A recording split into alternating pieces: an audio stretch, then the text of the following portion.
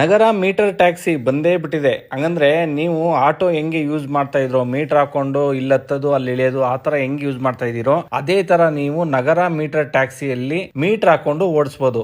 ಯಾವ ತರನಪ್ಪ ಇದನ್ನ ಹೆಂಗೆ ಯಾವ ತರ ಬುಕ್ ಮಾಡೋದು ಅಂದ್ರೆ ನೋಡಿ, ಇವಾಗ ಕಾರ್ ಮೇಲ್ಗಡೆ ಅದು ಗ್ರೀನ್ ಲೈಟ್ ಬಂದಿದೆ. ಈ ಗ್ರೀನ್ ಲೈಟ್ ಬಂದಿದೆ ಅಂತ ಅಂದ್ರೆ ಕಾರ್ ಖಾಲಿ ಇದೆ, ನೀವು ಕೈ ಹಾಕಿ ನಿಲ್ಲಿಸಬಹುದು ಅಂತ ಅರ್ಥ.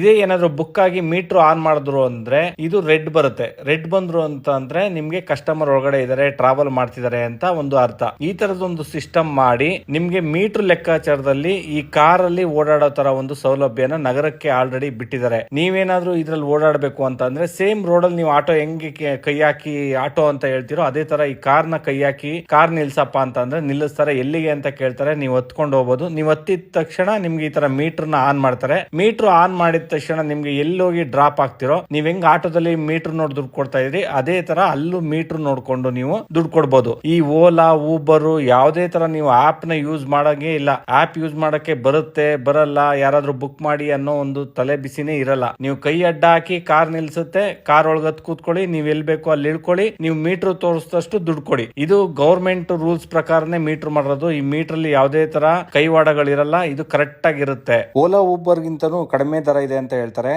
ಕಸ್ಟಮರ್ ಖುಷಿ, ಡ್ರೈವರು ಖುಷಿ. ಅಂದ್ರೆ ಆಪ್ ಗಳಲ್ಲಿ ಕಮಿಷನ್ ಹೋಗೋದು ತಪ್ಪುತ್ತೆ, ಅದೊಂದೇ ಇವ್ರಿಗೆ ಬೆನಿಫಿಟ್.